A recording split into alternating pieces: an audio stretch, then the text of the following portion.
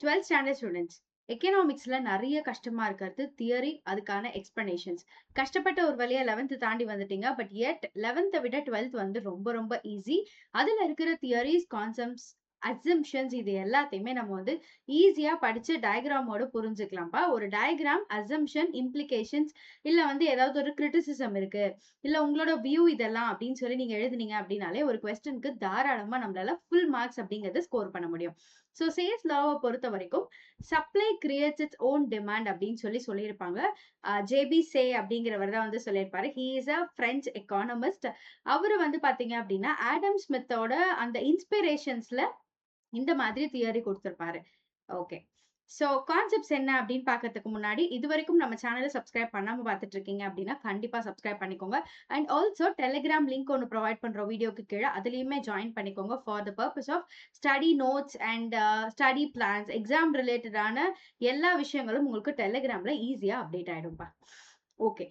சே என்ன சொல்றாரு அப்படின்னா, நிறைய ப்ரொடக்ஷன் பண்ணா நிறைய கஸ்டமர்ஸ் கிடைப்பாங்க அப்படின்னு சொல்றாரு. ஆக்சுவலா இந்த கான்செப்ட் உண்மையா அப்படின்னு பார்த்தா கிரிட்டிசிசம்ஸ் எல்லாம் வச்சு படிக்கும்போது உண்மை கிடையாது. நான் வந்து ஷார்ட்ஸ்ல ஒரு எக்ஸாம்பிள் சொல்லியிருப்பேன்.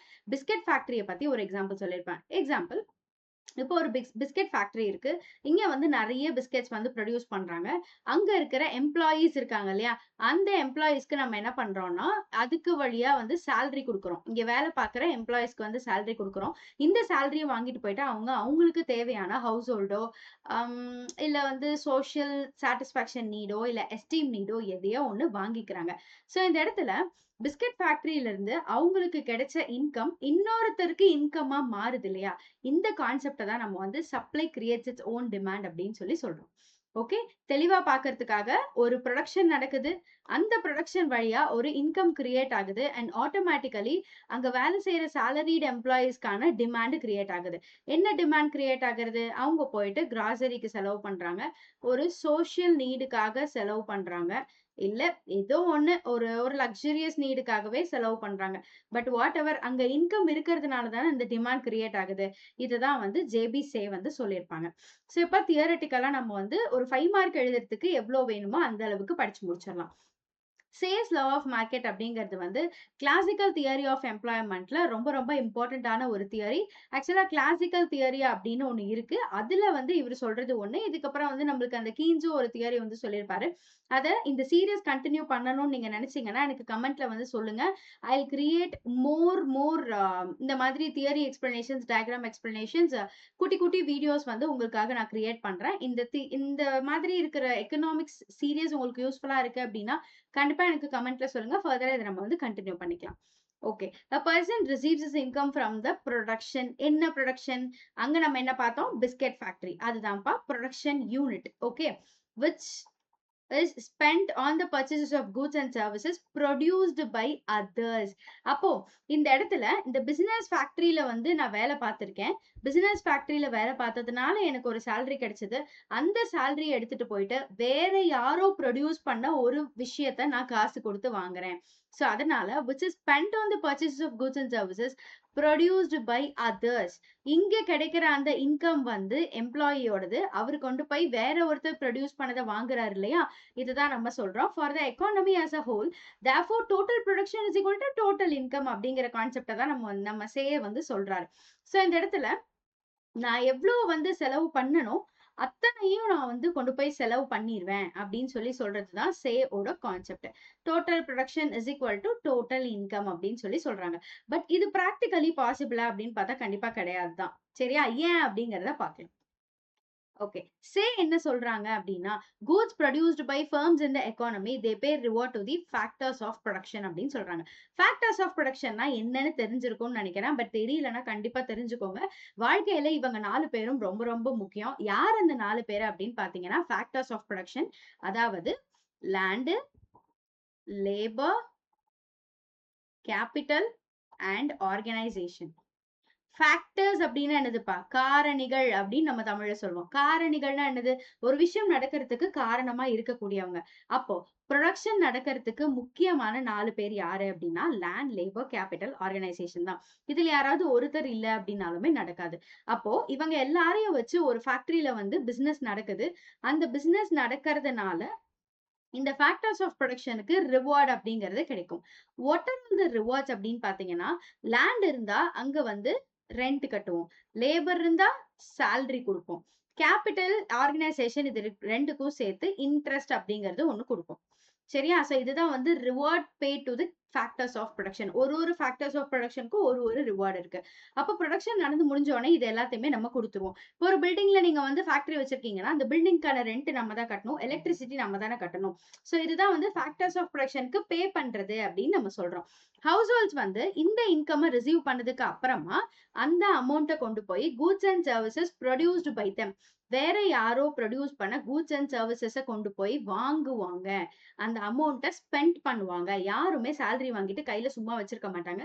அந்த அமௌண்ட்ட தூக்கிட்டு போய் அவன் வந்து கஷ்டப்பட்டு ஒரு புரொடக்ஷன் யூனிட்ல இருந்து சம்பாரிச்ச பணத்த தூக்கிட்டு போயிட்டு வேற யாராவது ப்ரொடியூஸ் பண்ண கூட்ஸ் அண்ட் சர்வீசஸ வாங்குறதுக்காக யூஸ் பண்றாங்க அப்படின்னு சொல்லி சொல்றாங்க.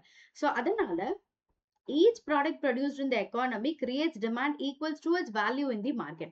அப்போ எக்கானமில கிரியேட் ஆகிற ஒரு ப்ராடக்ட்டும் அதோட ஈக்குவலண்டான வேல்யூவை மார்க்கெட்ல கிரியேட் பண்ணுது அப்படின்னு சொல்லி சொல்றதுதான் நம்ம சே ஓட கான்செப்ட்.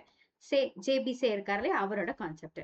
ஓகே, இப்ப இந்த படத்துல பாருங்க, இந்த பையனோட எக்ஸாம்பிள் தான் நம்மளுக்கு வந்து புக்ல கொடுத்திருப்பாங்க. அவன் என்ன பண்றான் அப்படின்னா, லெமனாய்ட் வந்து சேல் பண்றான். ஒரு ஜக்குல வச்சிருக்கான் இல்லையா, இட்ஸ் லைக் அ ஜூஸ். ஒரு லெமனாய்ட் சேல் பண்ணி அதுல வந்து earn money from the sale of lemonade அப்படின்னு சொல்லிட்டாங்க. அப்போ உடனே அவன் என்ன பண்றான்னா, அந்த லெமனாய்ட் சேல் பண்றதுல இருந்து காசு வாங்கிக்கிட்டான். சோ இந்த இடத்துல இங்க வந்து லெமனாய்டு 5 ரூபாய்க்கு விக்கிறான். சோ இவன் விக்கிறது தான் என்ன ஆகும் அப்படின்னா, இதுதான் நம்ம சப்ளை அப்படின்னு சொல்றோம். என்னடா இது சப்ளை அப்படின்னு கேட்டீங்கன்னா, Tom supplies to the public. Tom வந்து லெமனாய்ட பீப்புளுக்கு சப்ளை பண்றான். ஓகேயா? அந்த சப்ளை மூலியமா அவனுக்கு என்ன கிடைக்குது? 5 ரூபாய் ஒரு லெமனாய்டுக்கு கிடைக்குது. ஓகேயா? அண்ட் இது வந்து அவனுக்கு கிடைக்கிற ஒரு இன்கம். இந்த இன்கம் வச்சு அவன் சும்மா இல்ல. டாம் என்ன பண்றான்னா, இங்க பாருங்க, ஒரு பூம் ஹெட்செட் மாதிரி ஒண்ணு வாங்குறான். அடுத்தது ஜாய்ஸ்டிக் மாதிரி ஒண்ணு வாங்குறான். சம் கேம் ரிலேட்டடா அவனுக்கு என்ன தேவையோ அதை வந்து வாங்குறான். இந்த இடத்துல நம்ம சொல்றது படி பார்த்தோம்னா, லெமனாய்டு வந்து சப்ளை. நீங்க அந்த சப்ளை பண்றது மூலியமா யூ கெட் அ இன்கம். இந்த இன்கம் வாங்குறது மூலியமா அந்த இன்கம் வச்சு நம்ம என்ன பண்றோம்? இன்னும் கொஞ்சம் பொருட்களை வாங்குறோம். அப்போ அந்த பொருட்களை வாங்குற டிமாண்ட் இந்த இடத்துல கிரியேட் ஆகுது. கரெக்டா? எஸ். இந்த இன்கம் மூலியமா தான் அந்த பொருள வாங்குற டிமாண்ட் வந்து கிரியேட் ஆகுது. சோ ஆட்டோமேட்டிக்கலி நடுவுல இருக்க இந்த பாயிண்ட்ட மறைச்சிட்டு பார்த்தீங்கன்னா, supply creates its own demand அப்படின்னு சொல்லி நம்ம சே வந்து கன்க்ளூட் பண்றாரு. ஓகே, காட் இட் பா? புரியலன்னா நான் மறுபடியும் சொல்றேன். நம்ம சே என்ன சொல்றாருங்கிறத இந்த எக்ஸாம்பிள வச்சு புரிஞ்சுக்கலாம். டாம் வந்து ஒரு லெமனாய்ட் சப்ளை பண்றாங்க. அதாவது லெமனாய்ட விக்கிறாங்க. விக்கிறது மூலியமா ஒரு கப்புக்கு 5 ரூபாய் சார்ஜ் பண்றாங்க. அத வச்சு நெறைய பணம் சம்பாரிச்சுட்டு அவருக்கு தேவையான ஜாய்ஸ்டிக்ஸ், பூம் ஹெட்செட் இந்த மாதிரி நெறைய பொருள் வாங்குறாங்க. அப்போ சப்ளை ஜூஸ் சப்ளை பண்றது மூலியமா அவருக்கு கிடைச்ச இன்கம் வச்சு அவர் வாங்க வேண்டிய பொருளுக்கான டிமாண்ட் கிரியேட் ஆகுது அப்படிங்கிறது தான் கான்செப்ட். ஃபைன். புரியலன்னா நீங்க மறுபடியும் பார்த்துக்கோங்க. சேல்ஸ் லா ஆஃப் மார்க்கெட்டுக்கு ஒரு சில அசம்ப்ஷன்ஸ் இருக்கு. அசம்ப்ஷன்ஸ் அப்படிங்கிறதுக்கு என்ன அர்த்தம்னா, இதெல்லாம் இருந்தா மட்டும் தான் இந்த தியரி ஒர்க் அவுட் ஆகும். அசம்ப்ஷன்ஸ்ல ஏதாவது ஒண்ணு இல்லனாலுமே இந்த தியரி ஒர்க் அவுட் ஆகாது. No single buyer or seller or commodity or an input can affect price. இப்போ என்ன சொல்றாங்க? சேல்ஸ் லா ஆஃப் மார்க்கெட் படி ஒரு சிங்கிள் ஒரு சிங்கிள் இன்புட்டோ இல்ல வந்து ஒரு பையரோ ஒரு செல்லரோ பிரைஸ அஃபெக்ட் பண்ண மாட்டாங்க அப்படின்னு சொல்லி சொல்றாங்க. அப்படி இருந்தாதான் இந்த சேல்ஸ் லா வந்து ஒர்க் அவுட் ஆகும் அப்படின்னு சொல்றாங்க. அப்படியெல்லாம் இருக்குமா அப்படின்னு கேட்டா கண்டிப்பா கிடையாது. யாரு வேணாலும் பிரைஸ அஃபெக்ட் பண்ணலாம். ஒரு சின்ன இன்புட், இப்ப லெமனாய்டுக்கு பக்கத்துல வந்து நிறைய விக்க போற ஒரு ஒரு பானிபூரி கடை வந்துச்சு அப்படின்னாலுமே அந்த லெமனாய்டு வந்து விக்காம போயிடும். அப்போ அந்த சிங்கிள் செல்லர் அதை அஃபெக்ட் பண்ணுவார்ல. சேல்ஸ் லா ஆஃப் மார்க்கெட் படி அஃபெக்ட் ஆகாது அப்படின்னு சொல்லி சொல்லியிருக்காங்க. அண்ட் ஃபுல் எம்ப்ளாய்மெண்ட் இங்க இருக்கிற ஒரு மிக மிக ஒரு மித் என்ன அப்படின்னா ஃபுல் எம்ப்ளாய்மெண்ட் தான். ஃபுல் எம்ப்ளாய்மெண்ட் அப்படின்ற கான்செப்டுக்கு என்ன அர்த்தம்னா, வேலைக்கு போகணும்னு நினைக்கிற வில்லிங்னஸ் இருக்கிற பீப்புள், வேலைக்கு போக வேண்டிய வயசு, வேலைக்கு போக வேண்டிய எக்ஸாக்ட் குவாலிஃபிகேஷன்ஸ் இது எல்லாமே இருக்கிற எல்லாருக்கும் வேலை கிடைச்சிருக்கிறது தான் ஃபுல் எம்ப்ளாய்மெண்ட் அப்படின்னு சொல்லி சொல்லுவோம். புரியுதாப்பா? வேலைக்கு போகணும்னு நினைக்கிறவங்க, அவங்க அவங்க நினைக்கிற ஒரு சேலரியில அவங்களுக்கு வேலை கிடைச்சிருக்கு. அண்ட் ஸ்கில்ஸ் அது இதுன்னு இருக்கிற எல்லாருக்குமே இந்த உலகத்துல யாருமே வேலை இல்லாம இல்ல அப்படின்னு சொல்லி சொல்றதுதான் ஃபுல் எம்ப்ளாய்மெண்ட் அப்படின்னு நம்ம சொல்றோம். இதுவே ஆக்சுவலா பிராக்டிகலி பாசிபிள் இல்ல. கரெக்டா? People are motivated by self interest and self interest determines economic decisions. அப்ப எக்கனாமிக் டெசிஷனை டிட்டர்மைன் பண்றது வந்து ஒரு இண்டிவிஜுவலோட செல்ஃப் இன்ட்ரெஸ்ட் தான் அப்படின்னு சொல்றாங்க. And the laissez-faire policy is essential for an automatic and self-adjusting process. laissez-faire policy ஞாபகம் இருக்கா? நம்ம வந்து சாப்டர் 1ல கேபிட்டல் எக்கானமி, கேபிட்டலிசம் அப்படின்னு ஒரு கான்செப்ட் படிப்போம். அப்ப அதுக்கு என்ன அர்த்தம்? கவர்மெண்டோட டெசிஷன்ஸ் வந்து மினிமமா இருக்கும். மார்க்கெட் டிட்டர்மைன்ஸ் த எக்கானமி அப்படிங்கிற மாதிரி படிச்சோம். மார்க்கெட் டிட்டர்மைன் த ப்ரொடக்ஷன் அப்படின்னு படிச்சோம் இல்லையா? அதுதான் laissez-faire பாலிசி. அந்த laissez-faire பாலிசி வந்து ரொம்ப ரொம்ப இசென்ஷியல் அப்படின்னு சொல்றாங்க. Market forces determine everything right. அதான் அந்த கான்செப்ட் அப்படியே கேபிட்டலிசம் கான்செப்ட் அப்படியே சொல்றாங்க. இது வந்து அசம்ஷன்ஸ் அப்படின்னு சொல்லியிருக்காங்க. பெர்ஃபெக்ட் காம்படிஷன் இருக்கும். லேபர் மார்க்கெட்லயும் ப்ராடக்ட் மார்க்கெட்லயும் பெர்ஃபெக்ட் காம்படிஷன் இருக்கும் அப்படின்னு சொல்லியிருக்காங்க. பெர்ஃபெக்ட் காம்படிஷன் என்னன்னு சொல்றதுக்கு இப்போ வந்து ஒரு ஒரு வீடியோவே நம்மளுக்கு தேவைப்படும். ஸோ அதனால நான் 11th ஸ்டாண்டர்டுக்கு எடுக்கும்போது பெர்ஃபெக்ட் காம்படிஷன் வந்து சொல்றேன். வேஜ் பிரைஸ் ஃபிளெக்சிபிலிட்டி இருக்கணும். மணி வந்து மீடியம் ஆஃப் எக்ஸ்சேஞ்சா மட்டும்தான் வேலை செய்யும் அப்படின்னு சொல்றாங்க. இதுவும் இருக்கிறதுலயே ஒரு மித்தான கான்செப்ட். மணி வந்து தேவைப்படுறதுக்காக இன்னொருத்தருக்கு எக்ஸ்சேஞ்சுக்கு கொடுக்கணும் அப்படிங்கிறதுக்காக மட்டும்தான் பீப்புள் வச்சிருப்பாங்க. எக்ஸஸ் மணி எல்லாம் மக்கள் வச்சுக்க மாட்டாங்க அப்படின்னு சே வந்து சொல்றாரு. இது வந்து அல்டிமேட்லி பாசிபிளே கிடையாத ஒரு விஷயம். காசு இருந்தா யாருதான் இன்னொருத்தருக்கு தூக்கி கொடுப்பா? ஸோ திஸ் இஸ் அல்டிமேட்லி அது வேலைக்கு ஆகாது. அடுத்தது long run analysis and over ப்ரொடக்ஷனுக்கும் அன்எம்ப்ளாய்மெண்ட்டுக்கும் பாசிபிளே கிடையாது அப்படின்னு சொல்றாரு. ஓவர் ப்ரொடக்ஷன் அப்படின்னா 100 மக்கள் இருக்கிற இடத்துல 100 ப்ரொடக்ஷன் பண்ணிட்டோம்னா அது 100மே வித்து போயிடும் அப்படின்னு சொல்றது. அதுல 150 வரத்துக்கான வாய்ப்புகள் இருக்கு அப்படின்னு சொல்லி வேற நிறைய எக்கனாமிஸ்ட் எல்லாம் சொல்றாங்க. பட் என்ன சொல்றாரு அப்படின்னா அப்படியெல்லாம் கிடையவே கிடையாது. எத்தனை பேர் இருக்காங்களோ அத்தனை ப்ரொடக்ஷன் தான் நடக்கும். ஓவர் ப்ரொடக்ஷனுக்கு பாசிபிளே கிடையாது அப்படின்னு சொல்றாரு. இந்த மாதிரி அசம்ஷன்ஸ்ல better you can write 6 to 7 பா. ஏன்னா புக்ல நிறைய கொடுத்துருக்காங்க. ஸோ 6 to 7 ஆவது கண்டிப்பா எழுதுங்க. இந்த பேஜ்ல இருக்க எல்லாமே கூட எழுதிக்கோங்க. குட்டி குட்டி பாயிண்ட்ஸா இருக்கும். ஓகே. இம்ப்ளிகேஷன்ஸ் அப்படின்னு சொல்லி பாருங்க. அவரோட இம்ப்ளிகேஷன்ஸ் எப்படியெல்லாம் இருக்கு அப்படின்னு சொல்லிட்டு. அதே பாயிண்ட்ஸ் நிறைய இருக்கும். No possibility for over production or unemployment அப்படின்னு சொல்றாங்க. அண்ட் ஏதாவது ஒரு யூஸ் பண்ணாத ரிசோர்சஸ் எக்கானமில இருந்துச்சு அப்படின்னா அதை வந்து நம்ம ஃபுல் எம்ப்ளாய்மெண்ட்டுக்காக யூஸ் பண்ணிக்கலாம். அதை வந்து எம்ப்ளாய் பண்ணிக்கலாம் அப்படின்னு சொல்லி வந்து நினைக்கிறாரு. அண்ட் கவர்மெண்டோட இன்டர்வென்ஷன் தேவையில்லை. ஏன்னா கேபிட்டலிசம் பத்தி முன்னாடியே பேசிட்டாங்கல்ல. கேபிட்டலிசம்னா என்னது? மினிமல் கவர்மெண்ட் இதுதானே, இன்டர்வென்ஷன் தானே. அதேதான் இங்கேயும் சொல்றாங்க. கவர்மெண்டோட இன்டர்வென்ஷன் அப்படிங்கிறது கிடையாது. மார்க்கெட்ல ஆட்டோமேட்டிக்கா பிரைஸ் மெக்கானிசம்ஸ் வந்து அப்ளை ஆயிட்டு இருக்கு அப்படின்னு சொல்றாங்க. Interest flexibility brings about equality between savings and investment அப்படின்னு சொல்லியிருக்காங்க. பட் இதுவுமே பாசிபிள் கிடையாதுப்பா. சேவிங்ஸ் அண்ட் இன்வெஸ்ட்மெண்ட் வந்து எப்பயுமே ஈக்குவலண்டா ஒரு சொசைட்டில இருக்கிறதுக்கு சான்சஸ் கிடையாது. அண்ட் நான் சொன்ன மாதிரி 5th பாயிண்ட், மணி வந்து எக்ஸஸா இருந்தது அப்படின்னா பீப்புள் வந்து வச்சுக்க மாட்டாங்க அப்படின்னு சொல்றது. This is one of the foolish concept ஆக்சுவலா. பீப்புள் வந்து அப்ப மட்டும் கிடையாது, எப்பயுமே பீப்புள் அப்படி கிடையாது. எக்ஸஸா இருந்தா அவங்க மட்டும் தான் வச்சுக்குவாங்க. அதனால இது வந்து மீடியம் ஆஃப் எக்ஸ்சேஞ்சா மட்டும்தான் வேலை செய்யும் அப்படின்னு அவர் சொன்னது கண்டிப்பா ஏத்துக்க முடியாது. அடுத்தது, இப்போ ஏன் இதெல்லாம் வந்து ஒர்க் அவுட் ஆகாது?